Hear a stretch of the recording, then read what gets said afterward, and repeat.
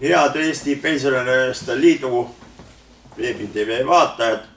Täna ilusa ilma puhul on meile külla tulnud Andres. Tere, Andres! No tere! No räägi, kuidas siis nagu elu läheb, ütleme niimoodi. Nagu kadunud Hardo Aasmäe ütles, et õhus on tunda helge tuleviku möödapääsmatu lähenemise kindlaid tunnusmärke. Ja. Ma tahaks ikkagi, siin on pisut nagu kahtleval seisukohal. Nagu tahaks juhtida sinu tähelepanu Kristel Michali sõjakäigule. Mürsud ja rahuvalve. Jah, ei tea, missugune see kolmas maailmasõda tuleb, aga võitlus rahu pärast tuleb selline, et kivi ja kivi peale. Niisugune rahuvõitlus tuleb. Kuule, ei, see ei ole ilus. Mõtle midagi muud. Mõtle midagi muud. Siis tuleb selline rahuvõitlus, kus see on mingi niuke... Ei, ilma naljata, siin räägiti hiljaaegu, et kui tuleb rahuvõitlus, siis me laseme ise kõik õhku ja meid evakueeritakse Soome. Ma sain niimoodi aru. Ei, mina mõtlesin, et ikka, et kõik lastakse õhku ja meid evakueeritakse Marsile. See on ka võimalik. Elon Muskiga lepitakse kokku ja see transpordib väikese raha eest. Tühja tasu. Enne kui sa seda laeva lähed, kontrollitakse, et ega sul kella ei ole ununenud käe peale. Pilsaku selle jätad ka ja oot jumala pärast, ega sul mingi kuldhammas suhu ei ole ununenud. See ka, et liiga raske, laev raske ei ole. No ma ei saanud kohe põhjus tagavärk. Ja siis sa lähed, siis on kõik ühesugused, kellelgi ei ole midagi ja kõik on saadetud, mitte sinna nagu tavaliselt on mitusada aastat saadetud, et mine. Ei, Marsile. Kuule, aga meil ju see aeg on ju olnud juba, et kui kellelgi ei ole mitte midagi olnud. Vaat sellist, kus mitte midagi ei ole olnud. Mitte midagi ei ole ja vaat seda ei ole. Seda ei ole olnud. On olnud osaliselt. On olnud, praegu on veel üks tunne sellele mitte midagi olemisele on lisandunud. Ja see on tänutunne selle eest, et sul midagi ei ole. No tänutunne, et... Parteile ja valitsusele. Tänutunne, et on nii nagu on. Jah, just nimelt. Et midagi ikkagi on. No näiteks, et lootus on. Ja see tuletab mulle meelde alati teate Varvo Aivo juttu. Tema ju mingisugusel ajal töötas keskkomitees, oli instruktor. Ja siis rääkis mulle seda, et kuidas siis üks tema vanem kolleeg olevat rääkinud, et kuidas tema käis neid koloosi esimehi paika panemas. Aga et tal oli oma kindel niisugune regioon ja mitu korda juba käinud, juba meestega poe taga, eks ole, natuke juttu ajanud ja tunneb ka mõnda vanemast nägupidi ja siis ühes kohas jälle, kus ta oli mitmendat korda juba rääkis, et tõin teile esimehe, nüüd hakkab paremaks minema. Ja siis, aga kes soovib sõna? Keegi ei julge püsti jõustada. No siis see instruktor, veteran, oli siis, seal oli üks niisugune tuttav mees on seal poe tagast jutu ajamisest ja oli siis ütlenud talle, et kuule, ma ei tea, Jüri või Jaan või Mihkel tead, et kuule, no ütle midagi, et sa oled 70, mis sinuga ei juhtu, enam mitte midagi tead. Ja kutt oli püsti tõud ja ütlenud, et nii sitt on, et vist hakkab paremaks minema. Jah. Tõeline filosoof. Rooma tasemel tead, eks ole. Kohe tagant tuli välja, jah. Nii et meil on ka praegu see... Mina arvan, et põhi ei ole käes veel. Ei ole käes. Et on veel nagu arenguruumi. Paadunud optimistina ma arvan, et on veel võimalik. No selge. Jah. Kuule, aga nüüd viimasel ajal juttu nii palju on sellest põhiseaduse asjast, et kuidas moodi see ikkagi niimoodi tuleb, et see nagu põhiseaduse teema tõuseb alati üles niinimetatud kriisisituatsioonis. Aga see ongi niimoodi kogu aeg olnud, eriti siin. Siin põhiseadus on tegelikult kirja pandud suhteliselt lihtsalt, suhteliselt arusaadavalt. Iga üks peaaegu saab sellest aru, mis seal on kirja pandud. Aga kuna see ei võimalda, see tekst on niivõrd selge, et see ei võimalda ennast eriti palju väänata ja mitut pidi aru saada. Siis on tulnud terve hulk inimesi, kes hakkavad seda tõlgendama, seda teksti. et kui seal on kirjas, et valimised on ühetaolised, toimuvad märtsikuu 1. pühapäeval iga 4 aasta tagant, siis siin on ju selge, et ühetaolised toimuvad sellel päeval, sellel aasta ajal, siis ja 4 aasta tagant ja on ühetaolised. Siis tulid mingisugused inimesed ja hakkasid, ega ta päris nii ka ei ole. Et ta võib natuke toimuda ja seal ei ole öeldud, et ta ei või toimuda. Kas see on siis nagu usu küsimus? Või ja just nimelt. See on nagu talumees võtab piibli ette ja hakkab tõlgendama. Üks tõlgendab nii, teine tõlgendab kolmas tõlgendab nii. Näiteks ma toon sulle ühe tõlgenduse. Valimised on ühetaolised. Mida see sinu jaoks tähendab? Et ühetaolised, mingid asjad on ühetaolised. Mina saan aru, et nad toimuvad ühtmoodi. No näiteks, kui on harjutud, kõik lähevad kooli ühtmoodi. See tähendab, kõik lähevad kas kolonnist või viiakse bussiga või sõidavad viiakse mingi autoga või viiakse trammi. Ühtmoodi tulevad kõik, ühtmoodi. Kõik näevad ühtmoodi välja. See tähendab, kõikidel on sellised pintsakud. Kõigil on ühtmoodi. Valimistel täpselt samamoodi. Ühtmoodi valitakse, see tähendab, et kõik võtavad kas paberi või kartongi või lasevad korstnast nüüd, kui paavsti valiti, suitsu välja, valget või musta. Ühtmoodi.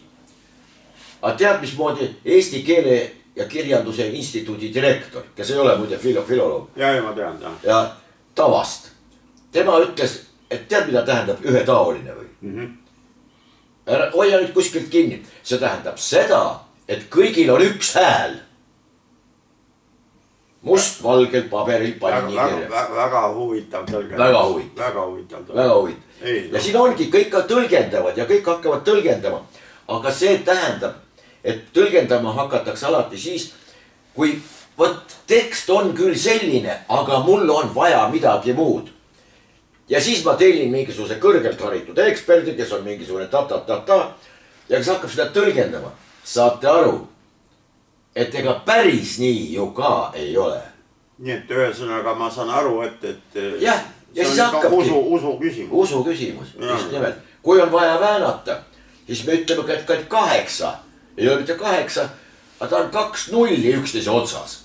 No näed siis. Kuule, aga jätkame siis usu küsimusega edasi. Kuidas sa hindad siis uut seda paavsti, hiljaaegu tõusis, sa märkisid ka suitsu ära. Leo 14. See on peaaegu nagu Louis 14. No see oli nagu hoopis teist. Aga nüüd on Ameerikast tulnud see uus Leo. Leo tähendab ju lõvi tegelikult, tõlkes. Ei tea, kui suur lõvi ta on. Selles mõttes paavstide hulgas mul on üks niisugune vaieldamatu, tähendab üks huvitav tegelane on kunagi olnud. Ja pärast seda ei ole niisugust olnud, see oli Johannes 23, kelle kodaniku nimi oli Baldassare Cossa ja kes oli tuntud endine mereröövel. Ja kui tema käis nunna kloostreid inspekteerimas, siis alati oli kambrike verivärske süütu nunna ja värske pesuga voodiga valmis pannud. Niukene on olnud. Vaata, missugused eelistused sinul on. Ei, nii oli. No jaa, aga ei oska oodata mitte midagi, üle miljardi, väidetavalt üle miljardi katoliiklase on maailmas olemas. Seda hakkas pöörama ei keegi muu kui Martin Luther. Tema tekste ei ole väga paljud lugenud, sellepärast et antisemiitlikumad või juutide vastast seda ma tean, et seal on, päris karmsid tulid protestandid ja ususõjad ja ega luterlus on ju ka protestantlus omamoodi ja selge. No aga ma ei oska tast midagi oodata. Kuidas sa hindad seda, et just Ameerikast pärit kardinal nüüd valiti? Jällegi siin on neid allhoovuseid ja neid asju võib olla nii kohutavalt palju. Me ei tea ju, mis kokkulepped on. Ja selles mõttes, ehkki vaimulikkond on üks seltskond praegu, kes hoiab seda traditsioonilist ühiskonda ikkagi, kas halvemini või paremini, aga hoiab üleval. Katoliiklased, neid põhimõtteliselt seal on ka muidugi väärakaid, aga ega luterlaste hulgas täpselt samamoodi, kes mitmesoolised ja ma abiellun kas või noh, oma jalgrattaga näiteks. Õnnistab selle ka ära, kui vaja on. Oi jumal. Ja. Aga loodame, et ikka kuidagi, noh. Minagi tõeline kristlane ei kujuta seda küll hästi ette, aga jätkame ikka usu teemadel. Kas sa tuled 17. mail Raekoja platsile kell 11? Ma ei tea, mis, siis on paavsti siinpoolne mingisugune nagu paavsti. Ei, siis on see prohvetlihi õndsaks kuulutamine, siia tuleb meie ka Vatikani välisminister või välissekretär või kuidas seda kutsutakse. Kui ma teda tunneksin, siis ma kindlasti läheksin ja räägiksin temaga natuke juttu, aga kuna ma teda ei tunne, no mida ma sinna tunglema ikka lähen. No kuule, aga see on sul ainuke kord ka, kui keegi Eestist pärit inimene pühakuks kuulutatakse. Seda ma ei usu, et su elust rohkem teist kord ette tuleb. Ma loodan, et tulebki veel. Mõtle Andres tõsiselt selle üle järele. Mõtle tõsiselt selle üle järele. Ma mõtlen. Jah, ma olen... Ma luban, et ma mõtlen. Täpselt samamoodi. Mina lubasin ka Philippe Jourdainile, et ma meie seltskonnas seda informatsiooni ka jagan. Jah, no võt niimoodi. Aga siis lähme siis maisemate asjade ju. No, kuidas sulle tundub, kas elektrikatkestus Hispaanias meid mõjutas või ei mõjutanud? Ei. Ei mõjutanud? Ei. Eksite, härra. Mina kuulsin üleeile intervjuud Eleringi juhatuse esimehega, kus tuli tõsiselt ette see sageduse tagamise asi, et kuidas ikka nagu meie saare tingimustes, kuidas me saame tagada seda ja siis kõige lõpuks tuli välja, et selleks me peame tõstma tasu. Jah, elektri hinda peame tõstma. No mulle ausalt öeldes tundus selle jutu peale ka juba niimoodi, et üks pikk ja kondine käsi mitte ei siruta kätt minu taskusse, vaid ajab selle siia tasku voodri vahele, et seda viimast senti võtta. Aga nii käibki sellepärast, aga pane siia jutt kõrvale, et ühendame ennast Venemaast lahti. Me ei maksnud, ma tuletan meelde, me ei maksnud selle sageduse tagamise eest. Mitte senti ka. Ja siis kinnitati meile, me seda lahti ühendamist ei tunnegi, mingisugust maksutõusu see kaasa ei too, mitte midagi niisugust ei juhtu. No vaata, keegi ei oleks sellest rääkinudki, kui see Hispaania värk, eks ole tead. Eks seal ei juhtunud ka muud mitte midagi, kui ühel teatud juhul elektri tootmine ja tarbimine ei olnud tasakaalus. Automaadid tundsid, et sagedus hakkas langema ja lülitusid automaatselt välja. See on asi palju keerulisem. Asi on selles, et meil on... Ei, ma mõtlen, et Hispaaniast ma räägin. Seal on rohehullud täpselt samamoodi.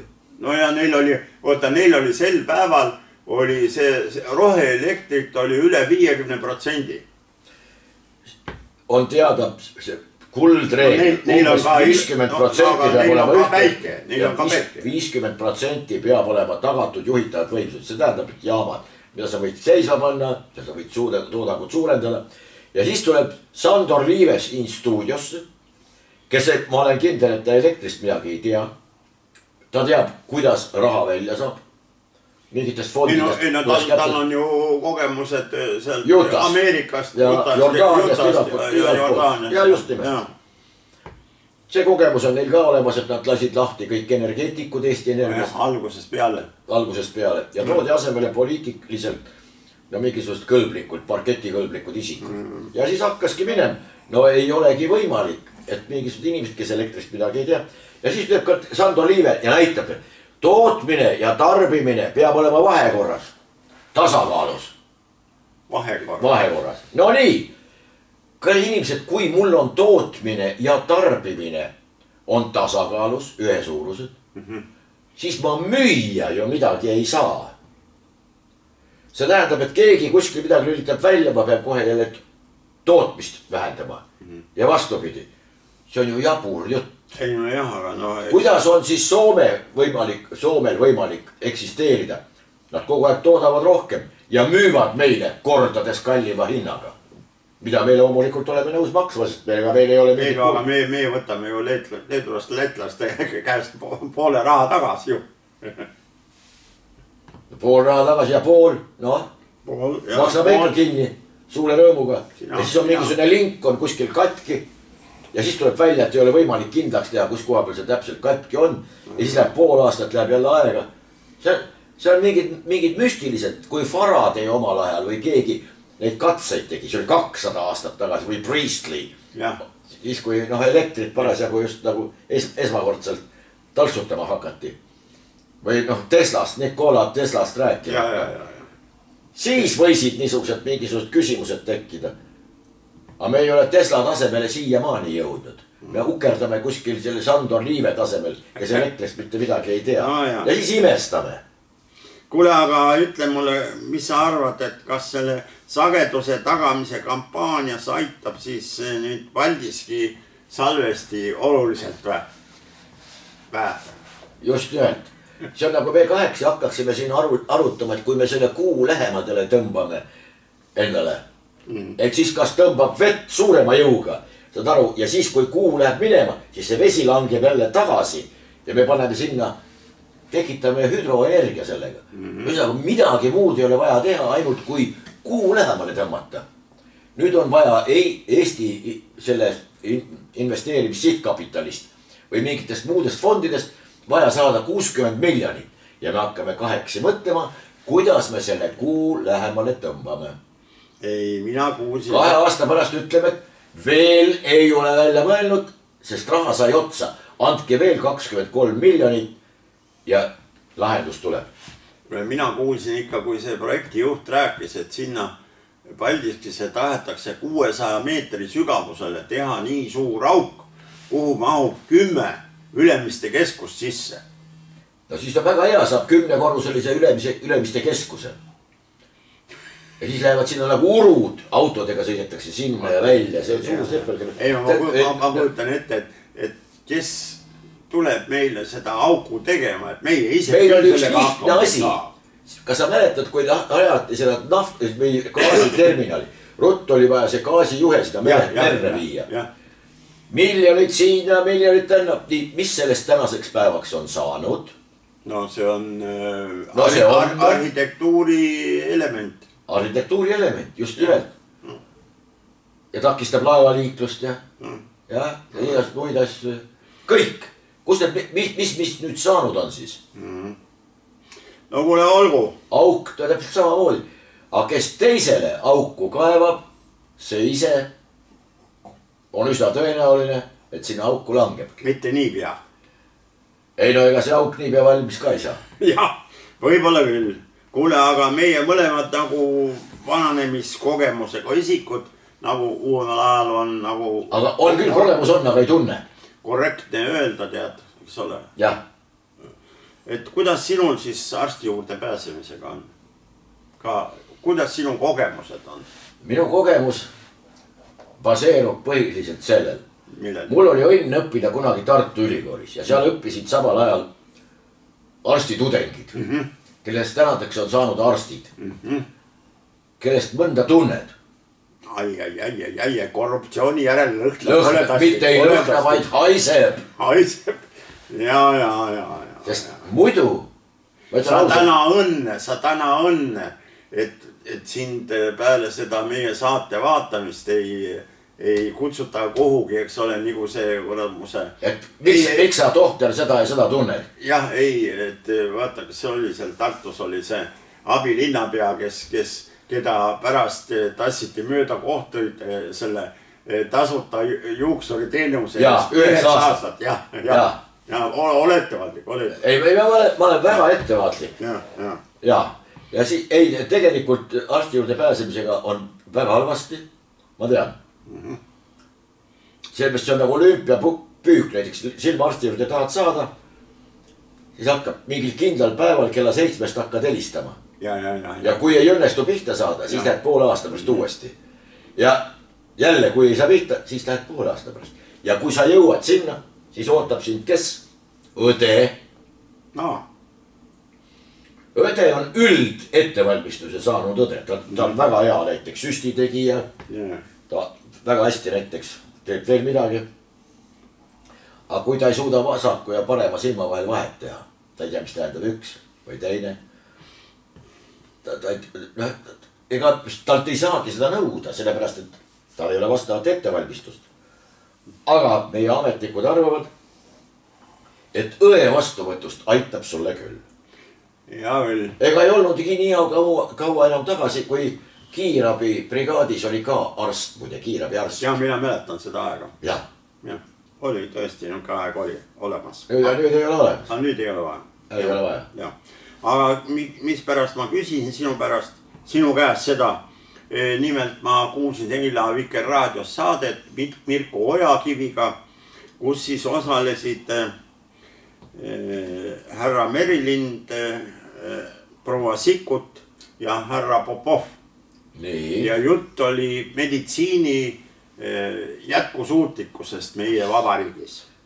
Ja siis kodanik Merilind, kes on samaaegselt Riigikogu liige ja ka perearsti ametit, ma ei tea, kas ta praegu peab, aga ennemalt oli, tekitas niisuguse või väljendas niisugust arvamust, et arvestades sellega, et 49% elanikest maksab sotsiaalmaksu ja 51% ei maksa. Et kas ei peaks siis nii tegema, eks ole, et need tööl käivad inimesed saaks eelisjärjekorras arstile? Muidugi peaks. No vaat. Ja siis on see, kes maksab rohkem, see saab kiiremini. No ja vaat. Ja kes maksab vähem, no ei pruugi saada. Ja need, kes ei maksa, mis sest, et ta on eluaeg maksnud. See ei loe. Ei, see ei loe. See ei loe mitte midagi. Eluaeg on maksnud. Ja aga vaata nüüd Riina Sikkut arvas teistmoodi, et kas me siis sellisel juhul lükkame need lapsed, kes ka ei tööta, ka kuhugi sinna tahapoole või? Ei, need on, kus on. Ei, need kus on, kui Eero Merilind tõstis küsimus üles, eks ole, kes sotsiaalmaksu ei maksa, seega eelisjärjekorras arsti juurde ei saa. Teeme paberi lapsed lihtsalt jätame sellest nimekirjast välja. Ongi kõik. Ja pärast hakkame seda paberit tõlgendama. No jah. No nii kaugele tegelikult asi ei läinud, aga tundus ikkagi, et nad nii Popov kui ka Riina Sikkut olid nagu selle ühesõnaga särava idee vastu. Sikkut on üks kõigile vastus.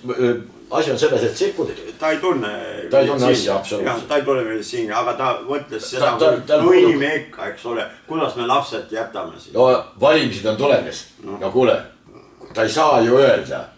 No ja Popov suhtus asjasse ka tasakaalukalt ja ütles, et noh, kui me viimased aastad oleme siin hakkama saanud, et küll me siis ikkagi vaatame... Nii peab keegi hakkab mulle rääkima midagi jätkusuutlikust meditsiinist, siis ma tahaks küsida, palun seletage lahti, mis see jätkusuutlik meditsiin on? Täna on, et ma ei öelnud panustame. Soomlastel on sõna hea, pano. Jah, väga vale. Panodraama. Jah, ma ei valda soome keelt, ma ei oska nii täpselt. See on väga ilus. Okei. Kuule, aga siis räägin natuke rahast ka. Rahast peaks palju rääkima. Kuule, nägin hiljaaegu intervjuud kellegiga rahandusametnikest, kes ei osanud öelda, et kas sel aastal mingit lisaraha ka siis eraldatakse Riigikogu otsusega. Ei olnud nagu ametnikul ka selget seisukohta, aga samaaegselt me teame, et nagu ütles härra minister Ligi ühes oma intervjuus, et Riigikogus ja valitsuses on lambad. Et ainukene, kes üldse Eesti riiki üleval hoiab, ongi ametnik. Ja selle ametniku nimi on Jürgen Ligi. Jah, tema on ametnik, jah. Ei, aga ta ütles... Ta on kõrgem riigiametnik. Ei, aga ta ütles ennem just vastavalt, et Riigikogus ja valitsuses on lambad. Jah. Enamuses. Kõik välja arvatud. Eranditult kõik välja arvatud Jürgen Ligi. Mina käisin kuna ta on meessoost, siis lammas on teadupärast see, meessoost on oinas. No igal juhul ma võin sulle öelda, mul käisid siin hiljaaegu külas Läti föderatsiooni või pensionäride föderatsiooni esindajad ja me käisime Riigikogus ja ma näitasin neile saali, kus meie saadikud istuvad, lambaid ei olnud. Ei olnud? Ei. Mitte ühtegi? Nii. Nad olid võib-olla viidud võhma lihakoomil. Härra Ligi, ma ei tea, fantaseerib, ütleme pehmelt öeldes. Fantaseerib. Jah, no aga... Nagu paljudel juhtudel.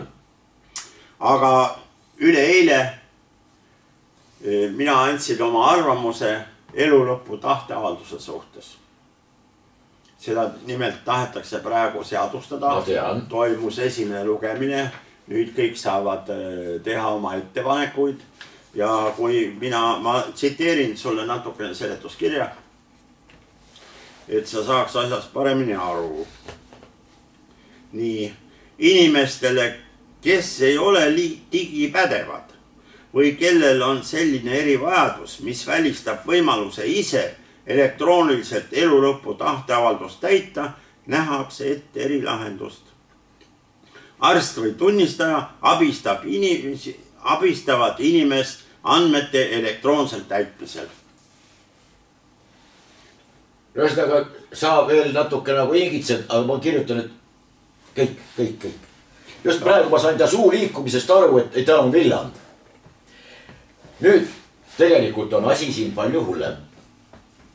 Toon sulle paar argumenti, kuidas suhtud. Miks pärast on Eestis ära keelatud või ei ole enam surmanuhtlust? Sest tuli välja, see on rahvusvaheline praktika, et on juhtunud, et uurimise käigus on eksitud ja on maha notitud vale inimene. Surmaotsus on täide viidud, aga vale inimese puhul. Et sellist asja täielikult välistada, selleks on surmaotsusele kuulutatud moratoorium ehk inimkeeli ei ole enam surmanuhtlust olemas. Nüüd, kui tohter ütleb patsiendile, sul on 2-3 päeva veel ja ongi kõik. Noh, tooge mulle see aparaat ja sealt tuleb see onkel ja paneb sulle selle aparaadi ja kutu oledki. Aga mis siis, kui tohter eksis? No vaata, kas doktor eksis või ei eksinud. Oot. Aga see aparaadimees kindlasti ei eksi, sest nagu me praktikas teame, see härra Paul Tammert mõisteti õigeks, et ta andis aparaadi ja tühise 3000 euro eest. Kui me teeme sinuga selle aparaadi ja teeme firma, hakkame abistama, me paneme oma kuulutuse iga kohtutäituri siia kas interneti koduleheküljele või siis tema kontori peale. Tuled välja sellele, me oleme sinu valmis. Sul võeti kõik ära või? Aga me aitame sind. Inimesel on tõesti tol hetkel masendus peal, ütleb, tead, ma ei taha enam. Korras, siia väike raha, väike allkiri, buss ja läin, ta ongi, torust lendab välja. Nii, aga nüüd jällegi tõsiseks minnes. Vaata, siin on olemas Euroopa seadusandlus ja Euroopas juba toimunud kohtuprotsessid ja see loogika on tegelikult täiesti olemas. Mida meil ei viitsi teha ei kohtunikud ega igasugused teised tegelased, justiitsministeeriumist rääkimata. See kohtupraktika on olemas. Tutvuge palun sellega, missugused on need argumendid, millega mõistetakse kas süüdi või vastupidi. Mis seal on, kuidas need kohtuprotsessid on läinud, mida on otsustatud ja millised on need mõttekäigud seal juures. Ei, meil on kohtuametnikud küsinud selle kohtuniku käest tihti peale, et kuule, kus sa seda ühte või teist võtad. Aga Delfis kirjutati. See tähendab, et ta võtab oma selle mingisuguse teadmise kuskilt mingisuguse sopaajakirjanduse veeru pealt. Ma lähen nüüd päris võib-olla natuke jõhkraks, aga 2003 The Guardian, inglise ajaleht, väga mõjukas ajaleht, avaldas ühe artikli, mis oli tegelikult algselt oli Saksamaal juba das pildis, et Norddeutsche Zeitungis ja mitmel pool oli olemas, see oli väga kõmuline lugu, kus üks mees pani ajalehte kuulutuse, otsin hea kehaehitusega, mitte eriti vanemat meesterahvast, kes on nõus sellega, et ma söön ta ära.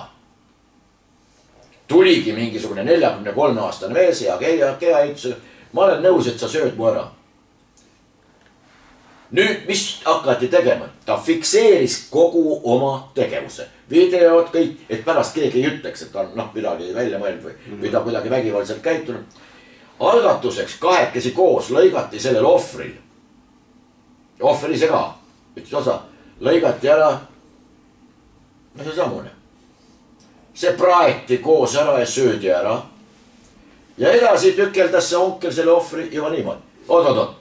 Pani külmkappi ja sõi seal. Sellest on küll. Siis hakkasid protsessid käima. Kas ta oli tapja või mitte. Kõik oli fikseeritud, kõik oli vabatahtlik. Kõik ise, palun väga. Kaaluti asja päris pikalt ja Saksa konstitutsioonikohus, seal mitte ei ole riigikohus, vaid seal konstitutsioonikohus, kellel on õigus otsustada nende asjade üle. Leidis siiski, et ta on mõrtsukas ja ta pandi eluks ajaks kinni. Mõttekäigud. No meil võiks ju ka ametnikud nende käikude ja asjadega tutvuda, enne kui nad selliseid asju hakkavad otsustama. Muidu on tõesti niimoodi, iga täituri või kuskil mujal mingi riigiametnik, inimene ei saa jutule, arsti juurde ei saa. Me teame, me kuulame telefoni peal. Depressioon. Nii, kus juures veel üks asi. Inimestel muide on kombeks tihtipeale ümber mõelda. Eriti puutub see suitsiidseid ehk neid suitsiidsusele kalduvate inimeste puhul. Näiteks ma praegu tunnen, tead, ma ei taha enam elada. Ilse läks mu juurest ära. Poeg ütles, et mine ka, kus pagan. Siis tulid veel täitur. Tead, ma ei taha enam. Helistan sulle, kuule, koogi mulle see aparaat. Tule, tee. Paned juba külg ja aga Ilse juba ukse vahel, kuule, ma tahan, ma mõtlen ümber. Sai kuule, oot, raha on makstud, kõik on, läheb gaas sisse ja kogu lugu. Tähendab, see ei ole sugugi nii lihtne, nagu meil püütakse näidata, et keegi teeb aparaadi, pole midagi. Keegi trukib kuskil, vägistab Pihlaka kodus vanureid, ega see ka suurt mitte, polnudki, võib-olla oli nõus ja võib-olla läks iissast paremaks. Ja tähendab, see on anarhia. See on tõlgenduste küsimus ja igaüks otsustab siin oma rikutuse tasemel. See ettevalmistuse tase, professionaalsus, pädevus ja kompetents, kõik see kokku. Meil ei ole vaja ühtega teist, aga sümbioosi neist kõikidest. Pluss eetilist taset, ehk see vaimne tase peab olema inimestel nii piisavalt. Eetilisus niivõrd kõrge. Aga meie eetikarühma esinaine Margit Sutrop ütleb ju, et eetika, arsti eetika on muutunud, et ei ole enam seda asja, et Margit Sutropi võimalused edasi seal vegeteerida Riigikogus, vot need on muutunud. Võib-olla ta enam ei saagi edasi, võib-olla teda ei ole enam varsti enam vaja. Nojah, sa tegid küll selle asja nii hirmsaks. Ei ole vastupidi. Ma loodan, et meie vaatajad ei juhtunud. Meie vaatajaskond on eluterved, rõõmsad. Loodame, et nad olid karastatud. Loomulikult. Aga sinu rahustuseks ma võin öelda, et meie arutasime asja Eesti Pensionäride Ühenduste Liidu juhatuses ja leidsime, et meie tahteavalduse saab kinnitada ainult notar, mitte suvaline arst või suvaline tunnistaja või medõde või keegi muud. Kutsume Manuka tänavalt ja see väikse raha või poole liitri eest. Ei no jah, me oleme seisukohal niisugune. Ja saatsin ka üle eile siis Eesti Pensionäride Ühenduste Liidu juhatuse seisukoha ära Riigikogu sotsiaalkomisjoni. No vaatame, mis sellest asjast saab siis. Loodan, et see epideemiaks ei muutu. No nii, kuule, aga vananemiskogemusega inimene. Ei ole mul seda kogemust. Tänaseks võib-olla aitab. Lõpetame ära. Kas kogemusest aitab või? Ei, veel ei aita. Me tahame veel. Tahad veel nagu toimetada? Jaa, me tahame teiega veel rääkida. No näed siis, head vaatajad, me tahame teiega veel rääkida.